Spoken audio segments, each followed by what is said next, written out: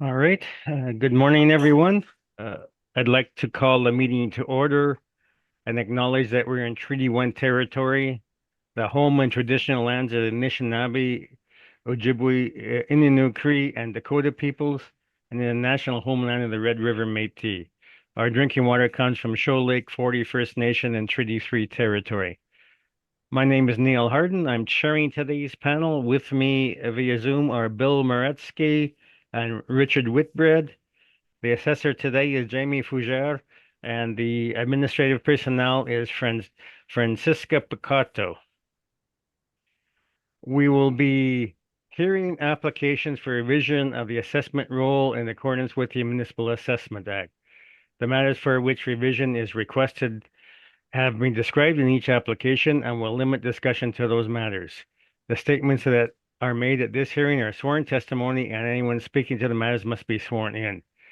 Be advised that comparison of assessments of properties are not considered evidence of market value by the board. The board is appointed annually by council and is independent of it in the city administration. It makes its decisions on the basis of the evidence provided at this hearing and issues a written order that will be mailed to all parties as soon as possible. Please note that the board's decisions with respect to an application may be appealed to the Manitoba Municipal Board if the matter pertains to assessed value or classification, or to the Court of King's Bench if the matter pertains to the applications of exemptions from taxation. Should you wish to appeal, information on how to do so will be included with the board's order. With respect to the hearing process, I will confirm the points of appeal with your property to be addressed with each applicant following the swearing in. We will then have the assessor's testimony followed by questions the applicant may have, then the applicant's testimony followed by questions. Each side will have an opportunity to summarize if they wish. Once all the evidence about an application has been brought forward, the applicant may leave.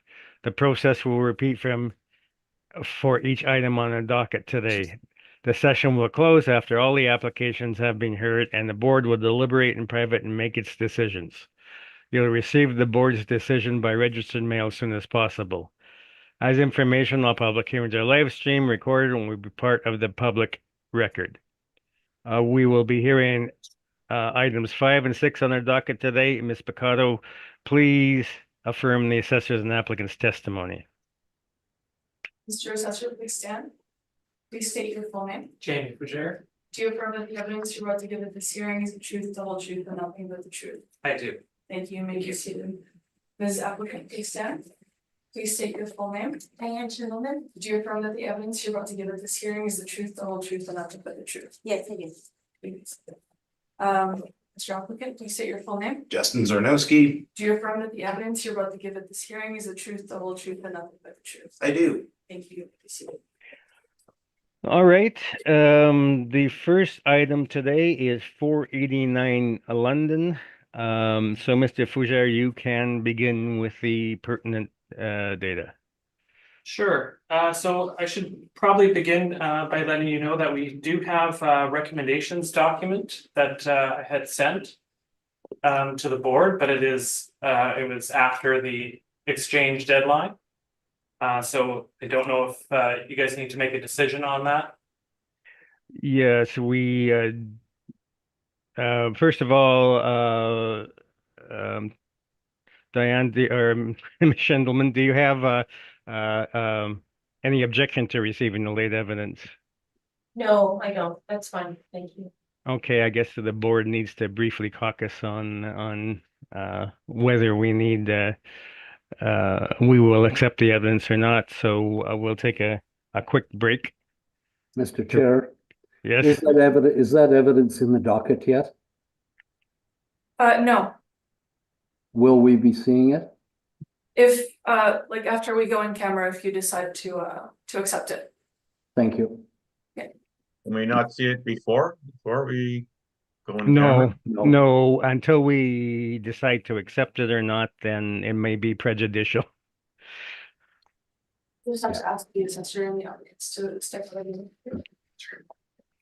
All right, so the board has considered it, and we will accept the evidence on the late evidence on London Street. We will need to caucus again when we get to Empress, but we'll now proceed with London Street. So Mr. Fougere. Okay.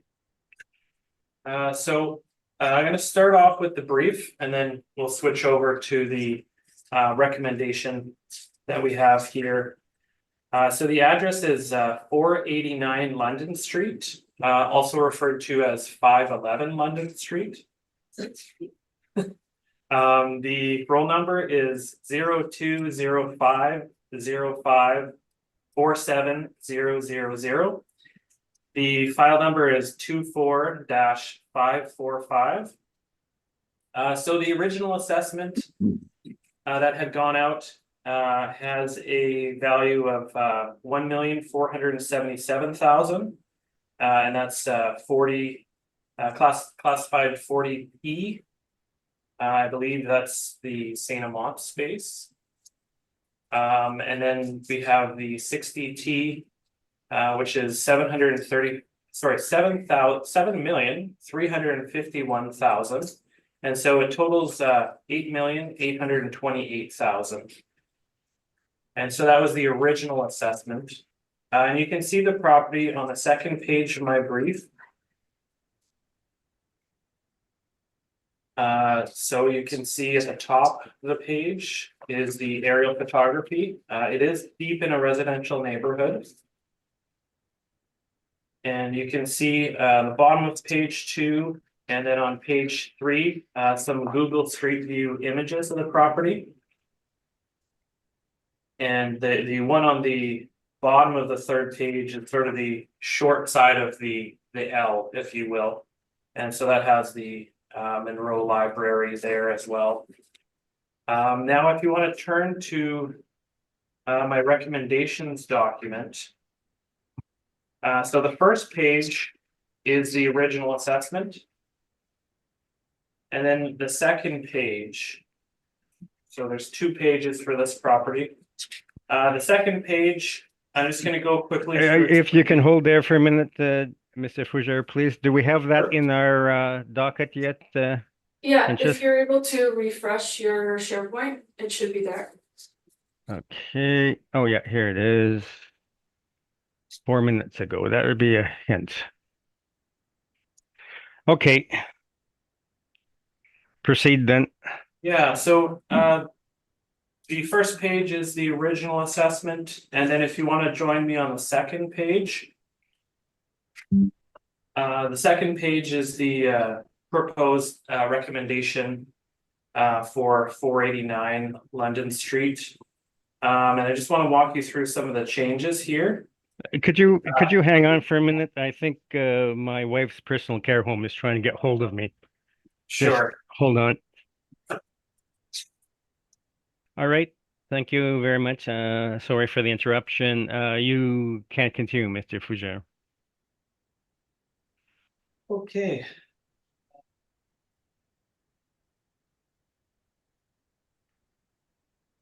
So, as I mentioned, the second page of my recommendations document is our recommendation for 489 London Street.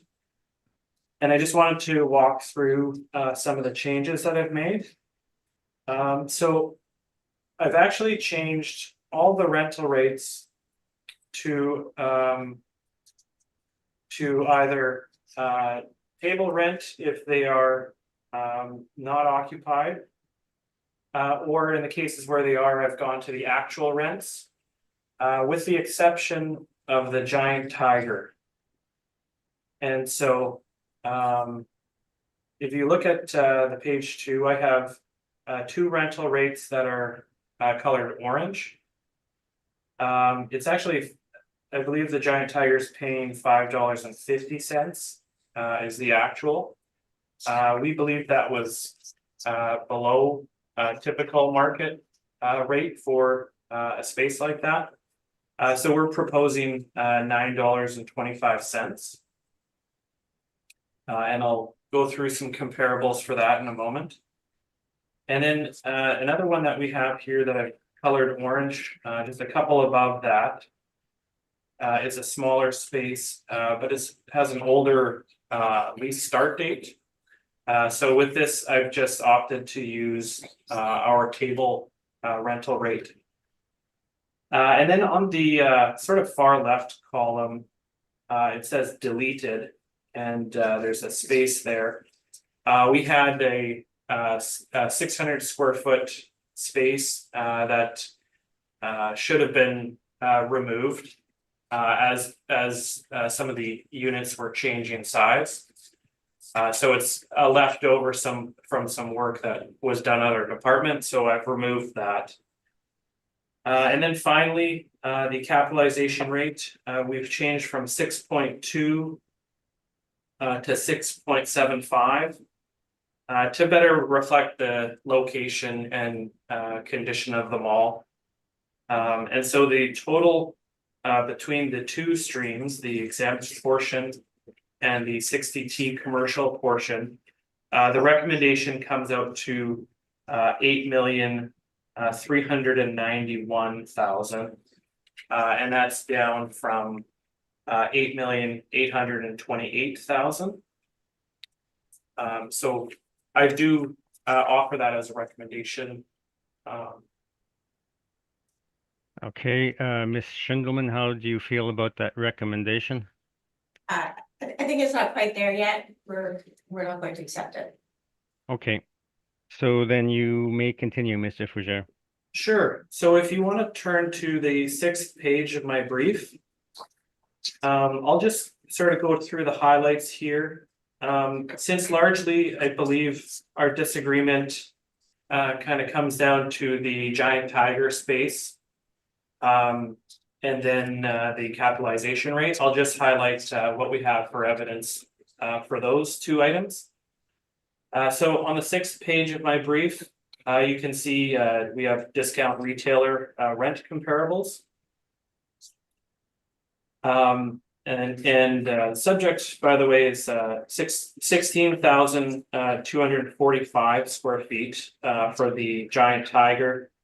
And as you can see from our comparables, they range from 9,943 square feet up to 20,468 square feet.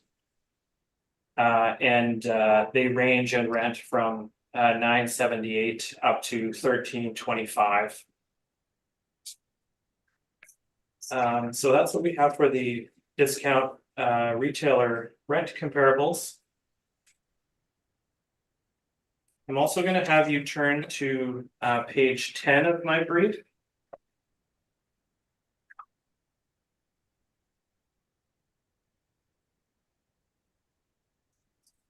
So if you look sort of almost at the middle of our table here, we have retail.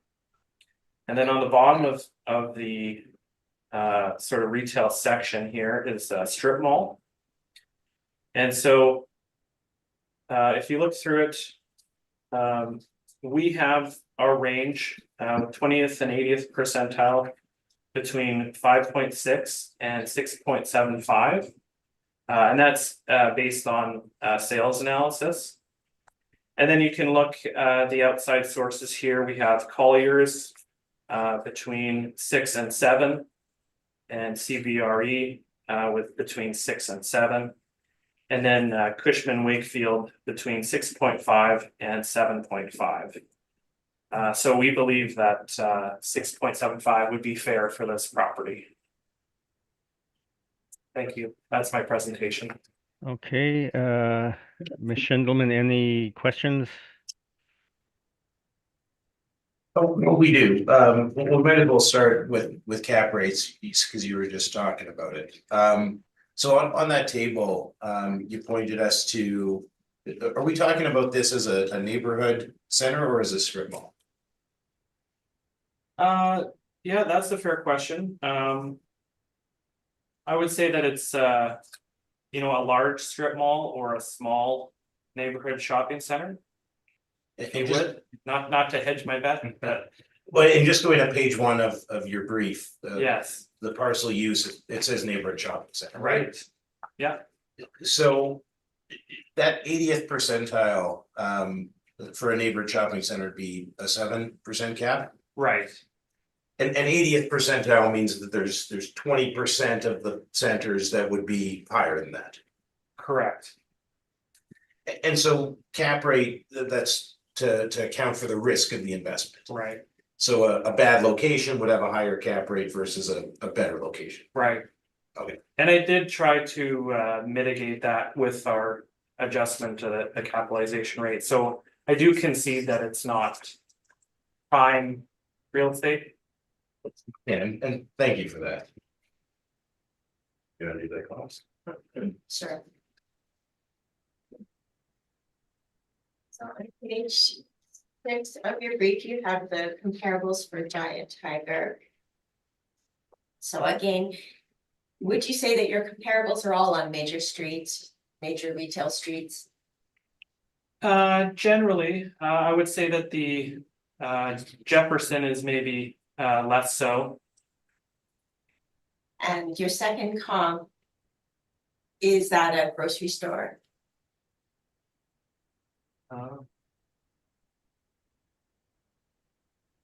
That I don't believe that that's it may be a discount grocery store, but I don't believe it'd be sort of a save on foods type, just to distinguish. It might be a no frills maybe, Correct. right? Which would probably attract a better rent than a Giant Tiger. And are you aware some of the Giant Tigers are closing, have been closing? Yes. Yes, I think there's two. yes, that's right. I think that's why. Okay, Mr. Whitbread, do you have any questions? I do. Jamie, do you know what the condition of this mall is? Pardon me? Do you know what the condition of this mall is? What shape is it in? Well, as far as I know that I haven't heard or been informed of any major maintenance issues, and not to say that they're not there. But judging from the street view pictures on the second and third page, I would describe the general finish of the exterior as a little bit dated, perhaps. Yeah, that's what I was wondering. Its effective date is 30 years old. Right. And so we've got a building that's possibly ready for some refurbishment. But you're Right. not aware of anything that's indicated needing to be done. Yeah, not at this point. Okay, I'm not aware. I may get that from the applicants. Thank you. Thank you. No further questions, Mr. Chair. Okay, Mr. Moretsky, any questions? Page 4 of your main brief is your subject property leases. Or Right. not your, the subject property leases. Where is Giant Tiger? So the Giant Tiger is not in this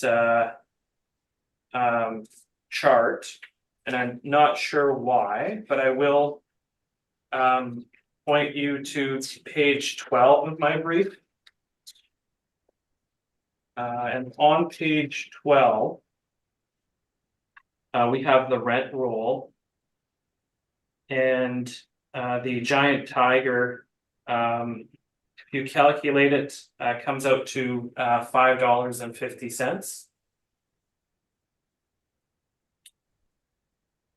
And that's unit 507 there, 16,245 square feet. And the current amendment had started February 2018. As I mentioned, it was a rate of $5.50. Okay, and when the model computes the rent, it Yeah. just goes on a more macro basis, though, right? Doesn't consider it those kind of rent breaks. So, yeah, I know our original table rent that we had that our system has produced was $10.14. That's on the 7th page of my brief. I'm proposing, based on looking at some comparables, to use $9.25.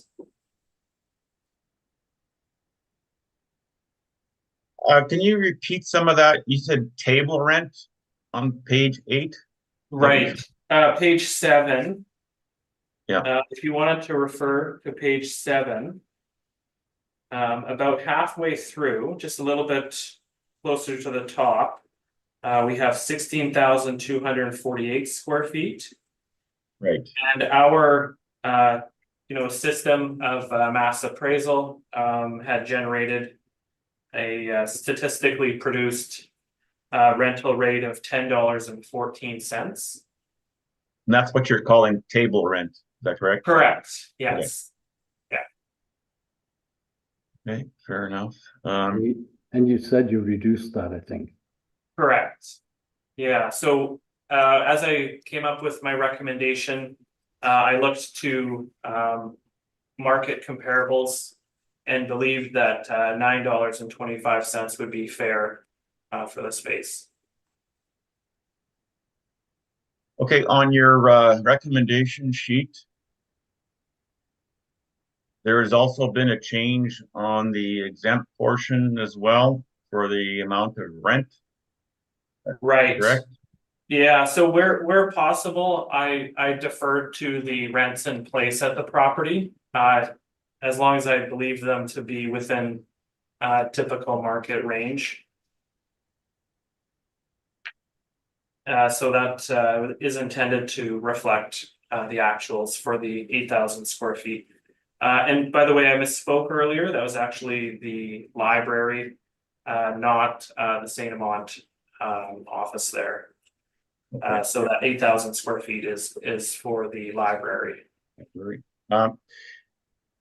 The two totals, I just want to make sure that I heard correctly what you said, or the total of the two recommended amounts.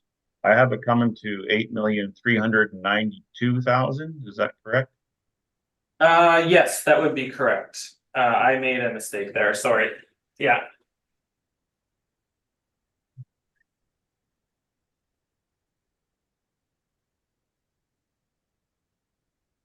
Okay, if you could just briefly summarize the key points as to why you recommended the lower cap rate and lower rents on those two properties. Sure. So as the applicant points out, this is a we have it as a neighborhood shopping center. It is a smaller, less sort of diversified, less buildings and less tenancy than some other neighborhood shopping centers. So I believe you can look at it as perhaps a large strip mall or a small sort of lower level, lower tier neighborhood shopping center. And I will also say the location deep within a residential neighborhood off the beaten path is not as well suited as some neighborhood shopping centers would be. And then again on the with the cap rate evidence, generally 6.75 is towards the higher end or upper end of the capitalization rates that we have for evidence. So that's why I've chosen 6.75. And then the other sort of large difference that I think we have is the giant tiger rent.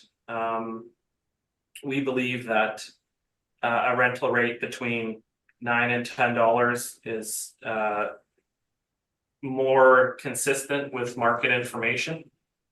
And so we've opted to use that $9.25 based on review of comparable discount retailers. And those are the two bigger things driving our changes. And then for the rest of it, generally, we've tried to stick closely to the rents in place. Thank you. Okay, thank you. No further questions, Mr. Chair. Okay, I noticed you've also increased your expenses to 4%. Yeah, the- right. That is another change that I had. So we normally have it at 3%.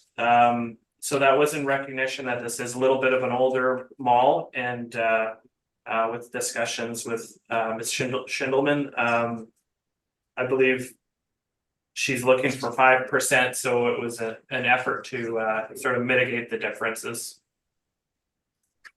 All right. Okay, I have no more questions then. Ms. Schindelman, you can begin your presentation. Thank you. Oh, we have rebuttal, actually. as Oh, well. you have rebuttal? Okay, go ahead with your rebuttal then. Do you have it? I just added it to SharePoint. So if you refresh it, it should be there. Okay, And I just emailed it to you. Still seconds. You have trouble with yours, you have mine, Okay, and I can share it. I'll give it a moment just in case. I'm not seeing it yet. That's so far to go from there to here. Oh, here it is. Got oh it. yeah, I have it. Rebuttal, yeah.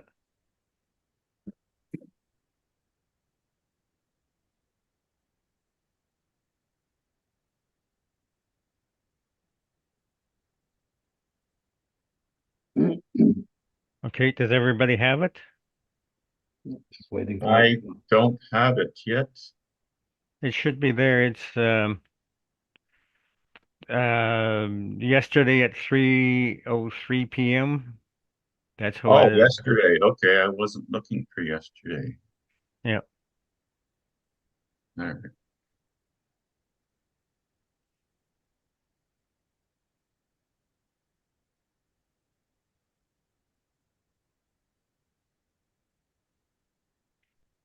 Sorry for the delay, everybody. I got it. Okay, proceed then. Thank you.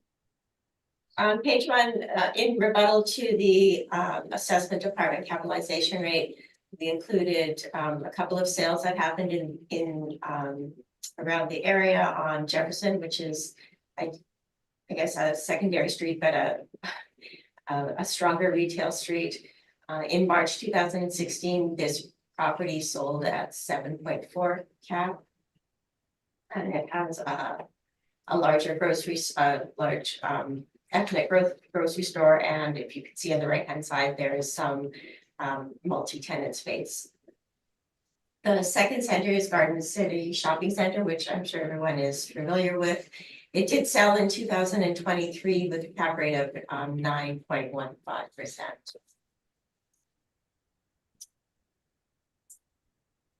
Page 2 shows there's some pictures of the deteriorated parking lot, which needs to be replaced.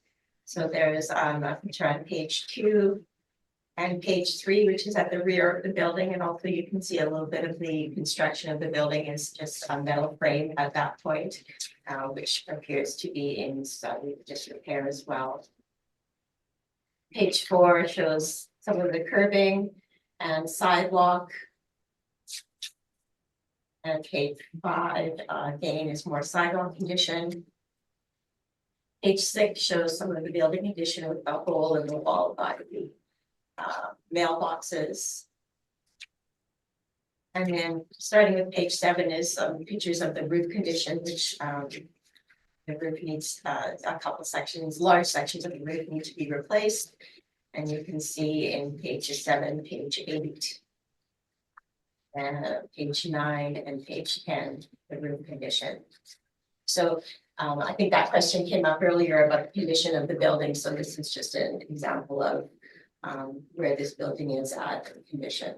And the reality is for these sort of, secondary or even third tier centers is the tenants are the ones that have to pay for these repairs. And so where their sales don't justify being able to charge them more rent and collect for a parking lot replacement or a roof replacement, the owner just ends up deferring it. And so it really speaks to the quality of the mall that, it ends up being a vicious cycle, but the reason why there's, these needed repairs here is because frankly, the tenant just can't afford to pay for it. Oh, can we take another break? The personal care home is calling me again. Yes. Okay, thank you very much. Sorry for the interruption again. Ms. Schindelman, you were on your rebuttal evidence. I believe we were finished. Yeah. You were finished? Okay, Finished. questions, Mr. Fougere? Just for clarity, on the page 7 of your rebuttal, we have sort of a little hole by the mailboxes there. Page 6, yeah. So is that like some kind of downspout, or is that literally like a hole in the building? It is a hole in the building. Okay. Okay, just wanted to clarify. It actually looks like maybe somebody was kicking it in or something with all the cracks all around it. Right. Okay, was that it, Mr. Fougere? Yes, that's it. Okay, Mr. Moretsky, any questions on the rebuttal evidence? The capitalization rates that you have on page 2. Yeah. Well, sales. Jefferson, Garden City Shopping Center. So where did you obtain that information from? We obtain it usually from appraisals that we've done or from appraisers that we speak to, or just general, our leasing agents are very versed in all the deals that are happening all the time. So we keep a database when we get the information.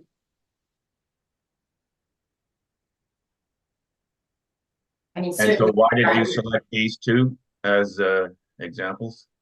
Put in here. basically, they're similar to certainly Jefferson is more similar to the subject. And I try to find as close to the reference year as I can. And then the second one was right during the reference year, so that's why I selected that one. And similar. Try to find something similar with our limited data. Okay, no further questions, Mr. Chair. Okay, Mr. Whitbread, questions? I want to follow up on the condition of the building issue. My understanding is that Shindico owns this property through Brownyor Limited, and Giant Target is a tenant. The tenant is allegedly or is by contract responsible for these expenses, if I understand the situation. Is that correct? So just on the first point, this is actually a property we don't own, but we manage for a longtime client of ours.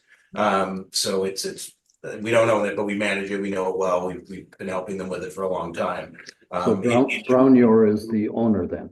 Brownyor is the owner, yeah. Okay, thank you for that. And so on the second point, we actually have evidence in our brief about what Giant Tiger has to pay for and what they don't. And since they're such a big part of the shopping center, it's a factor. But even if the tenant legally has to pay for something, we don't want to put somebody out of business by doing a bunch of repairs, having their rent go way up and then have them not pay for it, right? So with these centers there, even where you're legally entitled to collect it from people, you have to be very, very careful to manage the center in a way that the rent doesn't create a situation where people aren't able to be in business. So even that legal right versus sort of a business decision on what to do is what drove a lot of the deferred maintenance here. I see that, and my understanding of that is then you're asking for a higher cap rate, which will drive the value down. And so we're kind of carrying the load here by reducing the market value. on behalf of your client if we do what you ask. And ultimately, if somebody was buying this, they would look at the deferred maintenance and either, take a deduction off of the price, which would change the cap rate, or they would apply a higher cap rate at the front end to the in-place net operating income. So the reason why we're bringing it up is because it would be relevant if somebody was buying this, the deferred maintenance is a huge part of the diligence and valuation exercise. Sure, I get that. Okay, thank you. No further questions. Okay, and the question I have is on the sale of Garden City Shopping Center. What month in 2023 was that in? The actual sale closed post-reference, but the negotiations would have been ongoing for months and months before that. So we're confident the negotiations were well before the reference date is anyways. Okay, and Garden City is a considerably larger mall than the current one in question, is it not? Oh, yes, that's for sure. And they've had vacancy problems lasting many years on that mall. So It's for sure a challenging mall, and I mean, the reality is, we're asking for less than 9 in part to recognize that. I mean, it was marketed for sale and we didn't buy it. Yeah. Okay. Thank you very much. Now you can proceed with your main presentation. thank you. Similar to the assessor, we'll also just address most of the points that are in question as opposed to going through the whole brief. I do want to mention one thing on page 1 that the giant tiger space is about 35% of the whole mall, so it's a significant risk either way with rent or condition of what they pay for because they are so large, or such a large part of the mall. On page 4, at the top, towards the top of my comparable table are most of the comps for the giant tiger. So we have 27 Portage Avenue at $6. That's a smaller space actually. 947 St. James is a $9 space. 1371 McPhillips is $6 space. 305 McPhillips was $6, but this was actually a giant tiger on McPhillips, and it did close. It couldn't make it even at $6, so that's an interesting situation there. And I use the subject leases as comparables because they were current leases that began around the reference date. So again, the current giant tiger was starting in 2020 at $5.50. So those are our comparables.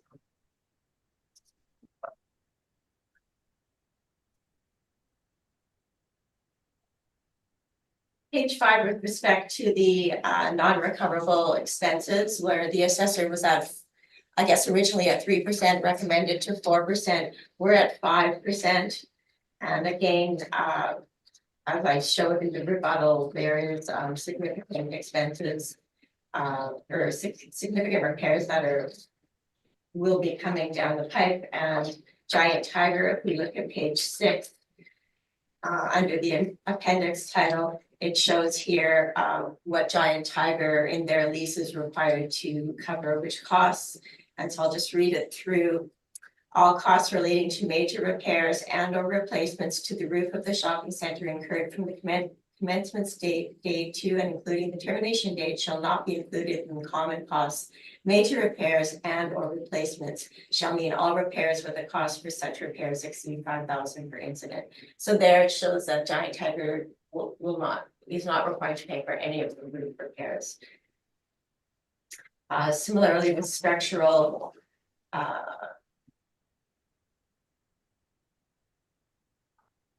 Yeah, there's a lot of other costs that are being excluded, Right. and as this building gets older and older, those structural repairs are going to be required. Right, so sorry, that's the same situation with giant tiger there.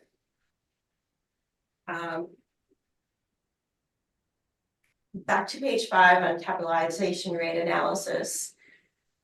Again, as the assessor agreed, London Street is not a major retail street. We've shown that the property is old and outdated, non-uniform signage, and we can't really attract the best retailers there.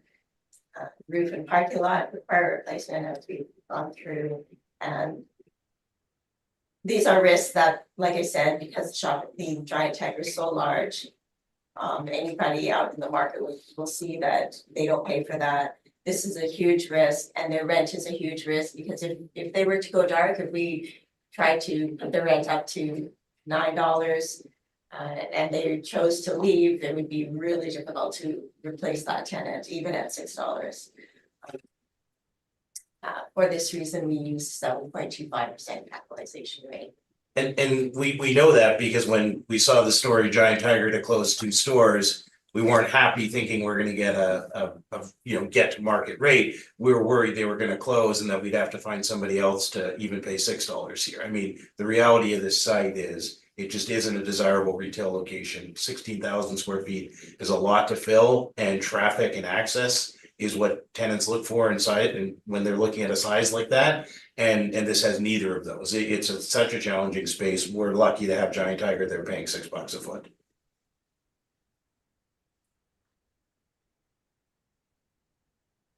That's our evidence.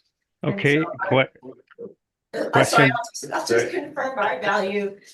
We're at $7,230,000. okay. On that, could you break out the exempt portion of that? Yes, the exempt portion of that is $1,419,476, because it's not rounded at that point, so I guess $1,419,000. Okay, The exempt portion. And that's 1,400,000.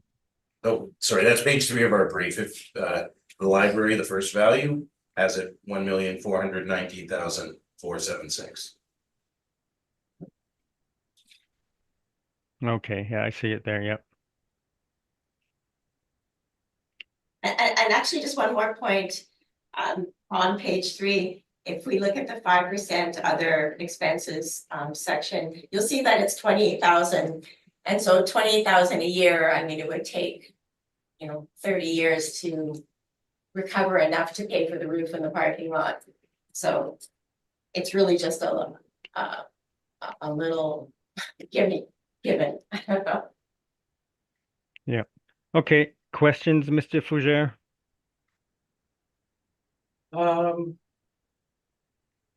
No questions, thank you. Okay, Mr. Whitbread, any questions? I have none, thank you. Okay, Mr. Moretsky, any questions? I do not have any questions.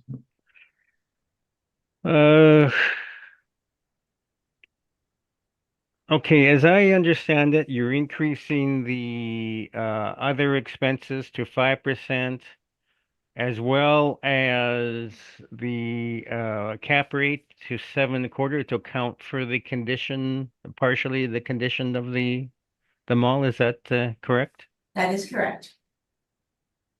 Okay, isn't that not sort of double counting that? Not really, I would say the cap rate is a point in time, more so the 5% is trying to just cover off a little bit each year. Okay, I have no more questions. Let's take a brief 5-minute break, then we'll come back and do the last property. So we'll come back at 10 o'clock. Thank I you. think Okay. there's also a recommendation on that, so I don't know if you're caucusing before or if we're starting and then. Well, okay, let's yeah, you're right. Let's start, and then during our caucus, we'll take the short break. So let's start on 495 Empress. Now you have a recommendation you wish to present? Oh, well, read in the initial data, first of all. Yeah, so it's actually at 695 Empress Street. The roll number is 13096135000.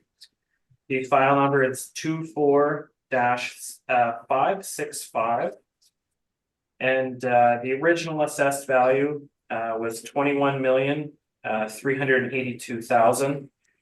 And yeah, I would just point out as a preliminary matter that we do have the recommendations document that was sent after the exchange deadline.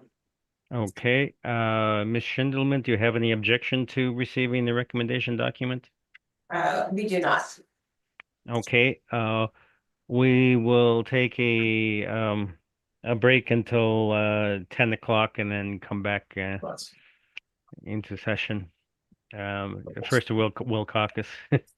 Could we make that 10 minutes, please? 10 minutes, okay. 10:05, yeah, 10:05, yeah. thank you. Okay, thank you very much. We'll come back to order on 495 Empress. The board did caucus and we will allow the recommendation, the written recommendation as evidence. So Mr. Fougere, you can continue your presentation on 695 Empress. Sure. So if you want us to take a look at the property, before I get into the recommendation, and just stay with my brief for a moment. You can see some aerial photography of the property on page 2 of my brief.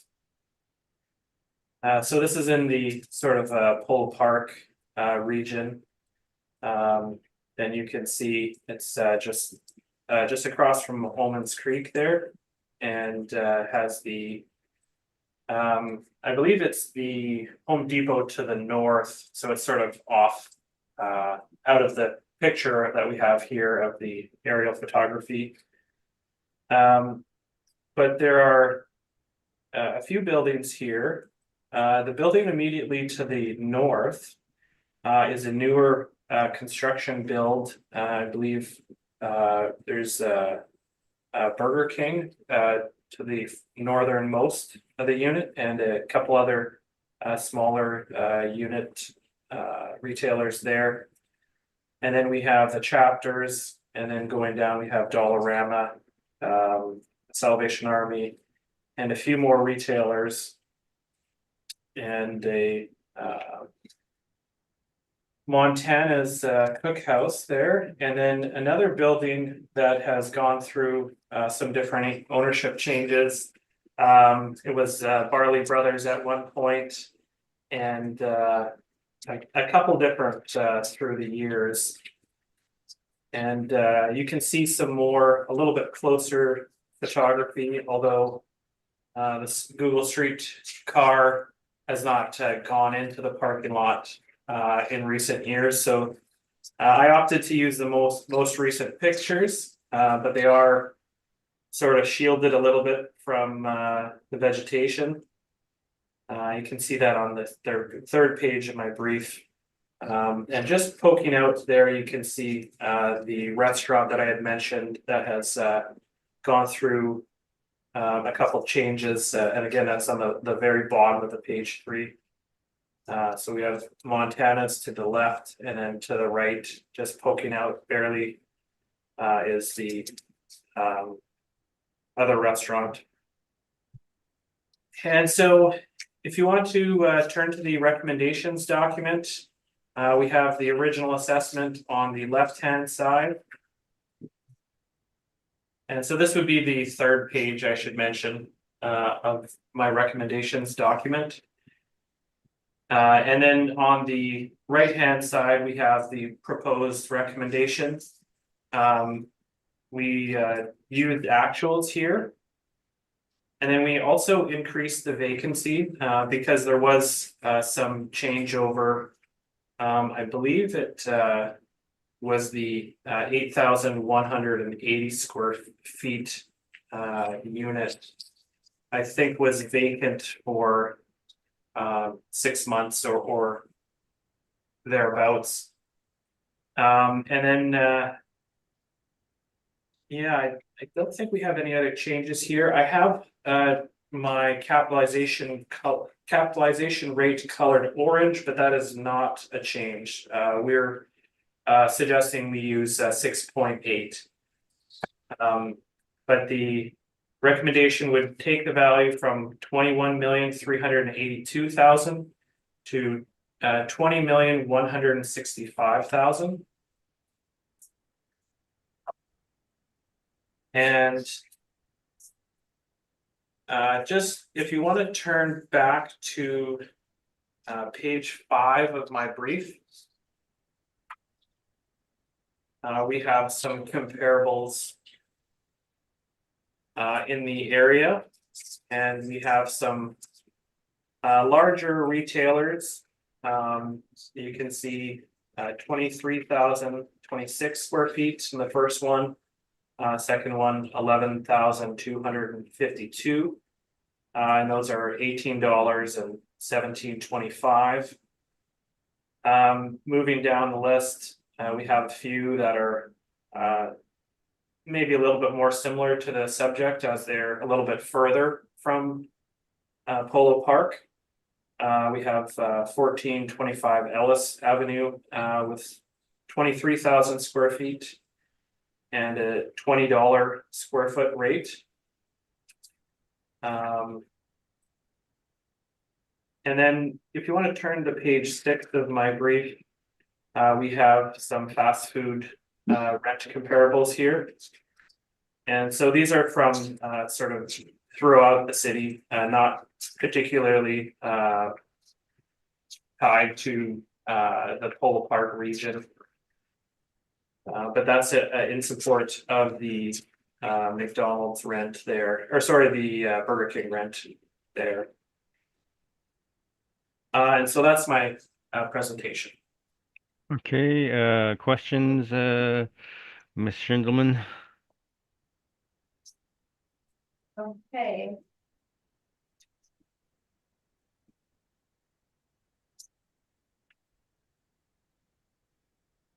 Oh, first of all, I guess I should ask you how you feel about the recommendation. Yes, we will be accepting that. At this Okay. time. Thank I you. didn't think you would, given that it's still some significant difference. Yes.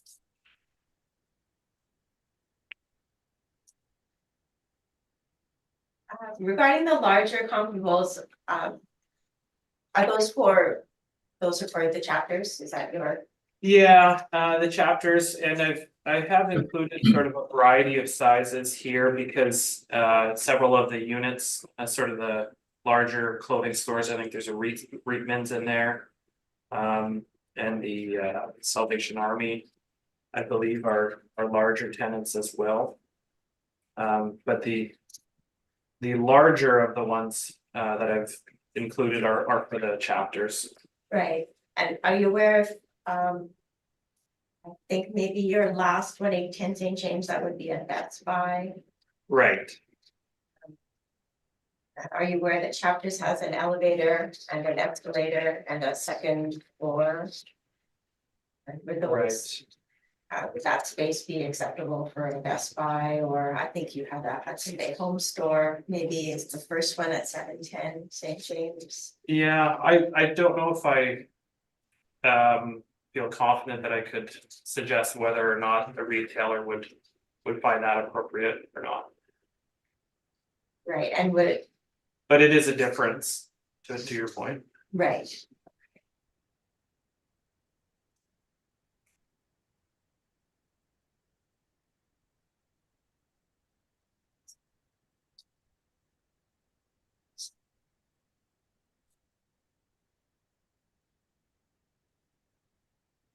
Are you aware on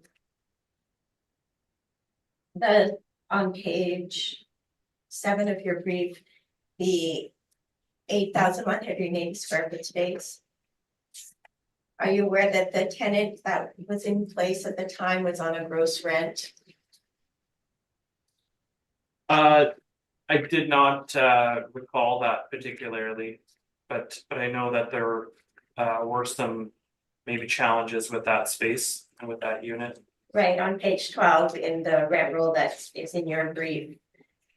I guess it shows that it shows no rent because the tenant was paying not even enough to cover operating costs. Right, So that tenant that was in the space was really paying no net rent, just right. paying, not even, like I said, not even enough to cover the operating costs. Yeah, so I guess a percentage rent. Yes, they're paying percentage rent. And just while we're looking at the rent roll, you have Reitman's on there in the 47, 400,000, so it's like 4,730 feet. Right. Do you know if they're still there? I'm not aware if Okay. after.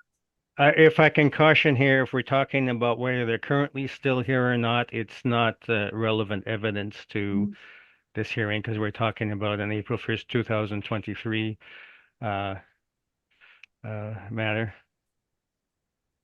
Well, but the existing physical condition of the center is whether there's a store there or not, right? I mean, that whether they're operating is the existing physical condition of the site.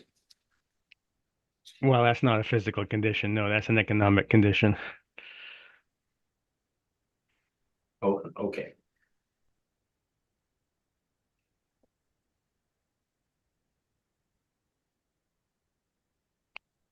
Just more broadly, I did try with my recommendation to look at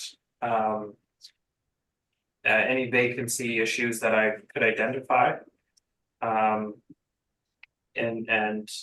6% is where I had factored in what I was able to see for vacancy, not to say that there aren't challenges or issues that may have happened since, but or additional vacancies that have happened since. And so if at, with respect to space A, there, Preservation Hall, Eatery and Wine Bar. Do you know what their arrears would have been at, as the amount of money they owed as of April 1, 2023? No, I do not. If I told you they owed, call it hundreds of thousands of dollars, would that impact your view of the vacancy? It could. I think that typically we don't, as a department, don't look to necessarily the financial standings of the tenants, but whether or not they're still operating in that space. I have not had a chance to discuss such a scenario with our management, but it is notable. But not factored into your valuation. Correct. Okay.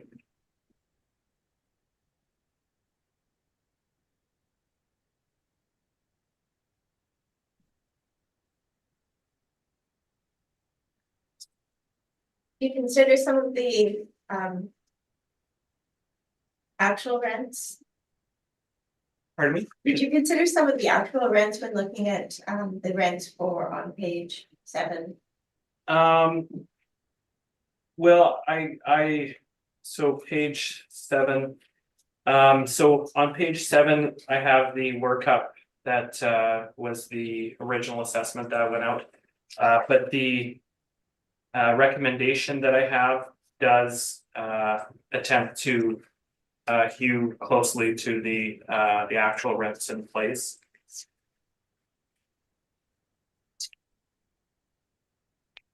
I guess I'm looking back at the 8180 square foot space. It's just I don't see any comps to support 16 on your page 5. Because your bigger comps are at there's a 74.82 for $14 and a 72.56 for $14.93. But yet the rent is put in at 16 and the actual is basically 0. So I was just curious how it came to 16 when I see that the comps are in the $14 range. Right. Well, I believe the next size space within the mall itself, I believe is $16 with 7,317 square feet. Yes, that being the Salvation Army Yes. space. yes. Just gonna make sure that I've got that right here.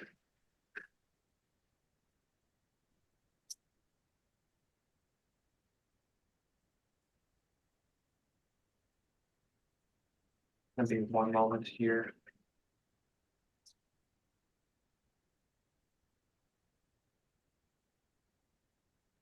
Yeah, so that I've calculated at $16, and then there are some comparables.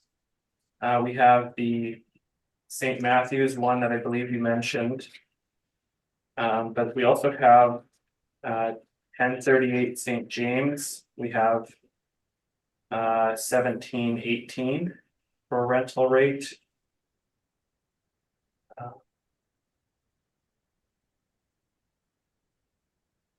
And then we have Ness, which is arguably a better mall, 1600 Ness. Closer to Polo Park, and there's a lot of development there. We have 10,423 square feet at $23. And we have 1320 Ellis Avenue. I don't know if I can say with confidence that that's which tenant that is, but we have a rental rate of $25. There are 1320 Ellis, and that's 9,936 square feet. As well as 937 St. James, a little bit larger, 10,448 square feet, 1775. So I feel the $16 is in the wheelhouse, or at least close. 1320 Alice, you mentioned you're not sure which tenant it is. I happen to know which tenant it is, and I know it's a non-arm's length deal. Okay. But that's, I guess, my evidence, not yours. It's the Garbanzos. Oh, right. Yeah. Okay, yeah. I'm happy to strike that comparable Okay. from the evidence.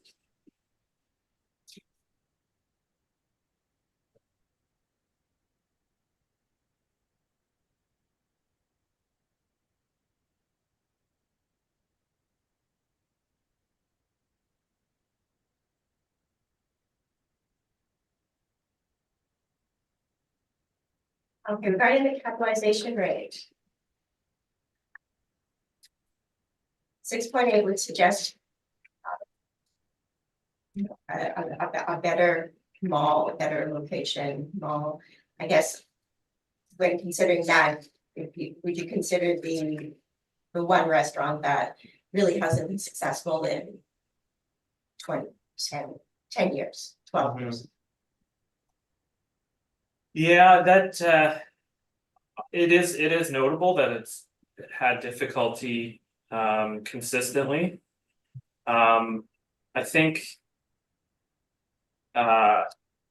maybe perhaps had the creek not gone through there, maybe this would be a stronger location, because it is in sort of the, I don't know if you could call it like a greater Polo Park kind of area. It kind of gets the spillover. And there is a lot of traffic in the area, but it is tucked away. Having said that, I do feel that given a lot of the tenancy and development surrounding the subject, that we have a capitalization rate 6.8. It is on the higher side of the ranges that we see from outside sources, for example. So you know what, I'm gonna stop you. I also use 6.8. Okay. Sorry, I was confused. It's not just stop you. We're good with this 6.8 Okay, with our rents, but anyways, we'll get to that. right. I think I'm not. Yeah. Sorry. Not nothing further. Okay, what was that? I didn't catch it. do you have more further No, questions? that's all our questions. Nothing Okay, further. thank you. Mr. Whitbread, any questions? I may have missed this, Jamie, but it looks like you've increased 6 rents and dropped 4 rents in your rebuttal evidence. And to come up with a rental rate about 54 cents lower. Was there a rationale for each of those changes? I didn't get that. Right. Yeah, that's okay. So our original assessment was model driven. And so the rental rates, sort of as you might expect, sometimes come in a little bit lower or higher than the actuals. And so the changes that I made, with the exception of the 8,180 square foot unit, which we've discussed. The other rental rates, we've used the actual rental rates that are in place. So whether they went up or down, that is what you used. Right. Okay, I understand that. Yeah, and as a whole, as you point out, it's gone down 55 cents or so.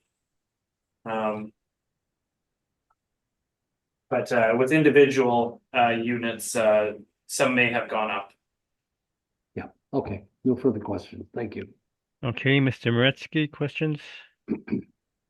On the rent rolls down below there, maybe you can just get me a little more up to speed on this thing and how these things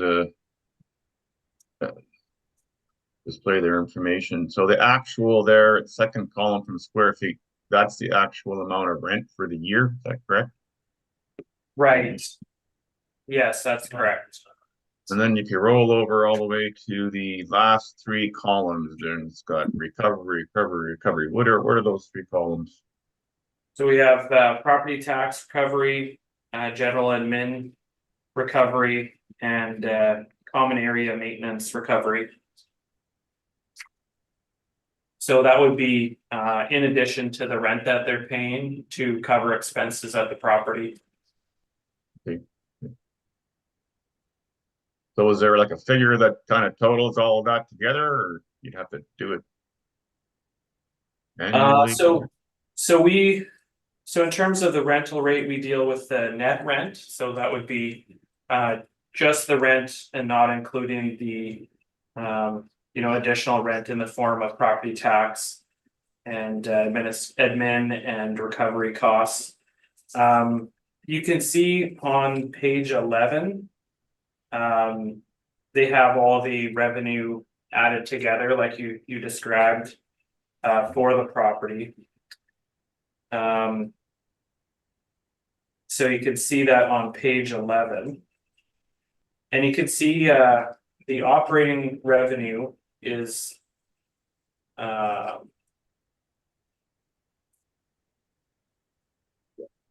understand. I understand it. Yeah. there is a notable difference between the revenue that we have listed versus the actual performance in the particular year.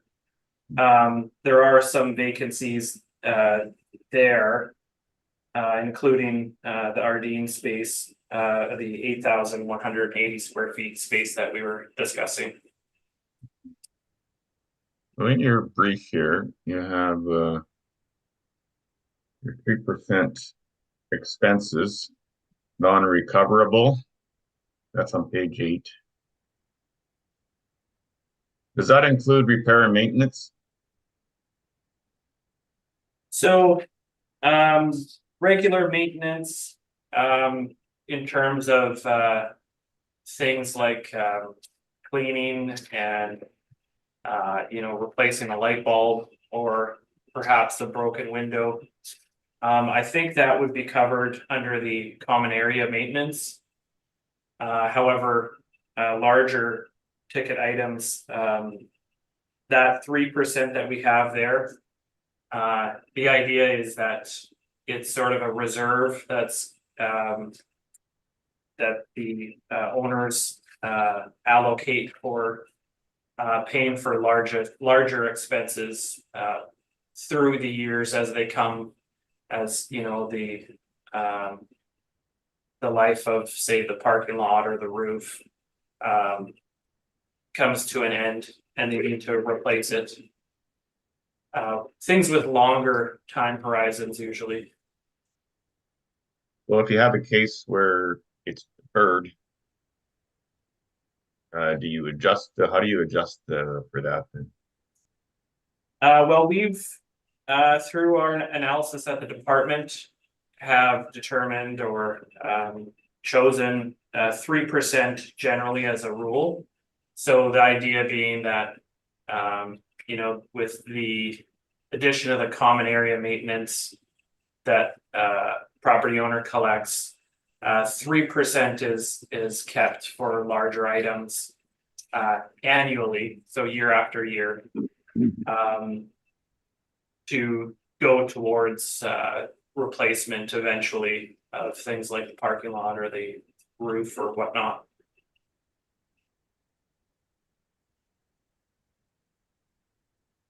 Okay, but when there's a special, when you're dealing with a particular property and you know that the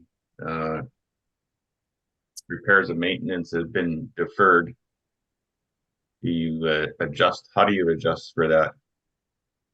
So we don't. So that's why we kind of look at it as an allowance. So it's something that's you know, considered in the valuation that a prudent owner would allocate some of their net or some of their income from a property to go into reserve to pay for these items that come up. We generally don't stray very far from the 3%. In cases where there are large expenses, as part of our discussions with the applicant, we may choose to bump it up slightly, but generally we do not do that. So we don't have you know, say it's a year in which they have to replace the parking lot, we generally don't have a mechanism in place to make some special allocation for the replacement of the parking lot. Would you perhaps do that with the cap rate then? That's the cap rate in a property based on, you know, repair and maintenance has not been done in dilapidated condition, et cetera. Is that how you would adjust for it? Yeah. Okay. Fair enough. As a possibility, I think you could look at it through the capitalization rate. If you know, you would maybe want to adjust the capitalization rate if there's no intention to do that work, because it's maybe better reflective of a property that's distressed. But you may, you know, you're also reinvesting into the property, and arguably if you've replaced the roof or the parking lot, that's become a little bit more pleasurable of an experience to go as a retailer, or a better condition of the property in general, and it extends the life. So it's also a bit of a reinvestment in the properties, if that makes sense. Yeah, no, doesn't make sense. Okay, so the model, there's various kinds of rental tenancy here. We got retail, restaurants, bookstores. Oh, is it this one that has a bookstore? Right, yeah. Yeah. Okay, so the model does adjust for all those different types of properties, though. Is that correct? Yeah. We have retail warehouse, which is sort of large retailers, just generally. So sort of big box kind of stores. We have restaurants. We have a few different classifications of restaurants. And then we sort of have a standard retail unit, standard finish. So again, even on the list here, we have a standard restaurant, high quality restaurant, and fast food restaurant. Fast food being the Burger King, with the drive-through on the north of the property.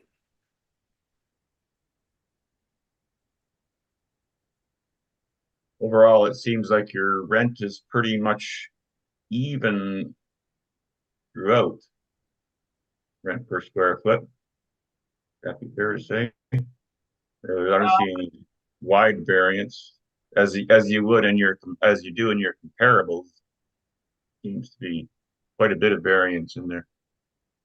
Yeah. I mean, it's drawing data from different sources, these particular property or tenant classes, I should say. So, if you're looking at page 7 of my brief with what the model has generated, for one, I would remind you that we have gone to the actuals, but for two, Yeah, that's true. Yeah. their areas do fluctuate quite a bit too, and so in a lot of cases they do sort of line up fairly close, but I would say that's just sort of how it worked out, more than sort of lack of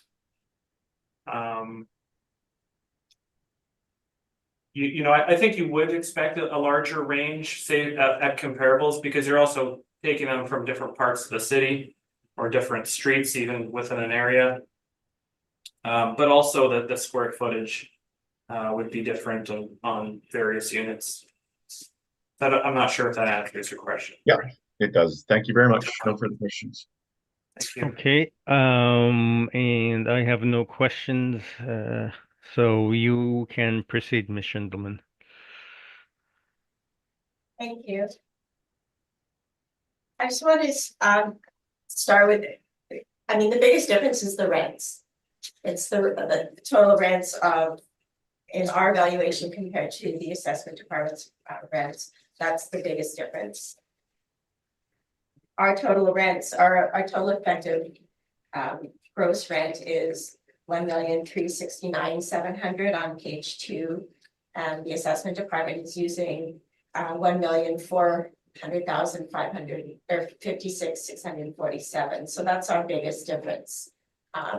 We agree on the cap rate and the expense allowance. And now on his recommendation, we agree on vacancy. And so I think the easiest rent to talk about first is the Burger King. So that's the 2,674 square foot space.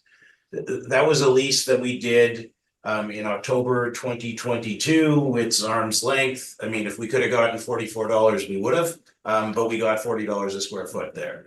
6 months before the reference date. I think it's fair to say that was the market rate for the space. It's not the best drive through. It's tucked beside the chapters. So we did what we could. I think it's pretty easy to say that one should be 40 instead of 44. Which accounts for about $150,000-$160,000 of the difference between our valuation and the assessors. And then the other big difference we have is in assessing the former Ardennes space. The reason why we had a gross lease there is because it was very worn down. It hadn't been kept up very well. It was a real challenge. We had a lot of this center turnover. And so the reason why we were, had Ardennes paying almost no rent there is because that space just wasn't very desirable. So treating it as if it was, similar to some of the Salvation Army space and others in the center, it just doesn't reflect what it was like on the reference date. And so that's why, ultimately we've since done a Dollarama deal there. We spent a bunch of money to get the space up to a nicer quality. But the reality of that space was we're using $6 a square foot because we think that was a reasonable valuation for the size. Ardennes wasn't even paying that. So that's those are sort of the two big differences in rent.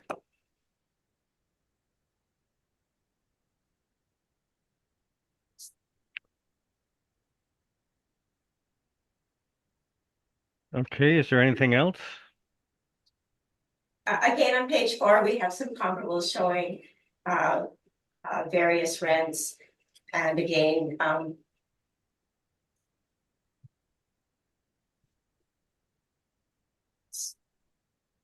we do show that some other fast food type restaurants are not paying $44. Tim Hortons, 1070 Henderson is paying $38.60.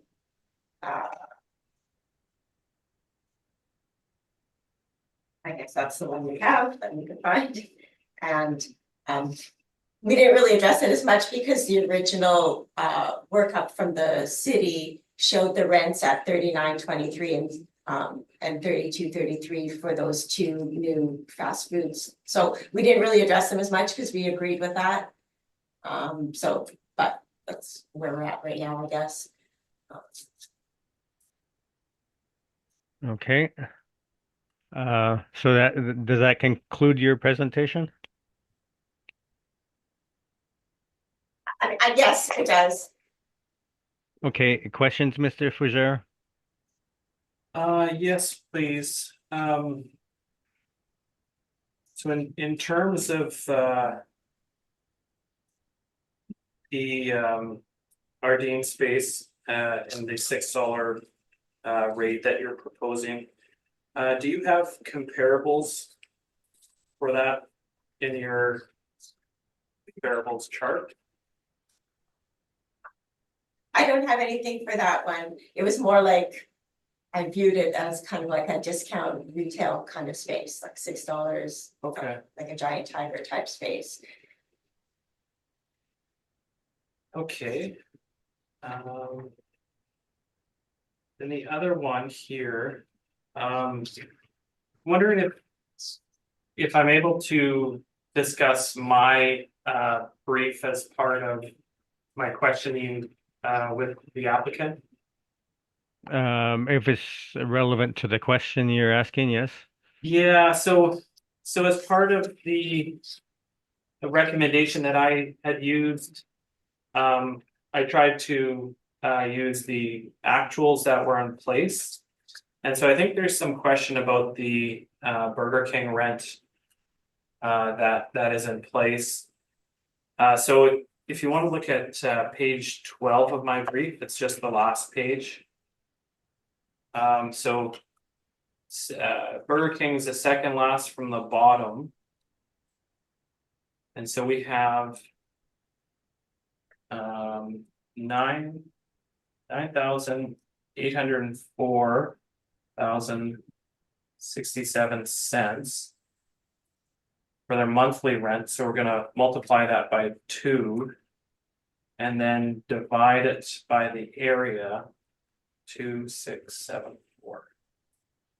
So from what was reported for the 2022 rent, we have as I've calculated it at $44. So if it is 40, I apologize, but the sort of procedure that I was trying to take with my recommendation was to just use the actuals in place if they're there. With our Ardeen space, I had to use a comparable rent because we didn't have a rent at the time, but sorry, my question, I gotta get to my question, sorry. Is it 40 or is it 44? Sorry, and appreciate you bringing it up. When I said it was 40, I misspoke. The reason we used 40, and Diane just reminded me, is we had a $40 TI there, meaning tenant inducement. So when we were thinking about it as what the market rent was, it was less. So it's a 10-year lease, $40 over 10 years is $4 a foot. That's why we used 40. So you're right. The face rent is $44. I misspoke, apologies. Diane just brought that to my attention. Okay, those are my questions. Thank you. Okay, questions, Mr. Maretsky, I do not have any questions, thank you. Mr. Whitbread. No, I don't have any either. Thank you. Okay, and I have no questions. Does either party wish a summation on this, Mr. Fougere? Just a quick summation. In the absence of a rent for the Ardeen space, I used sort of the next closest sized unit within the development.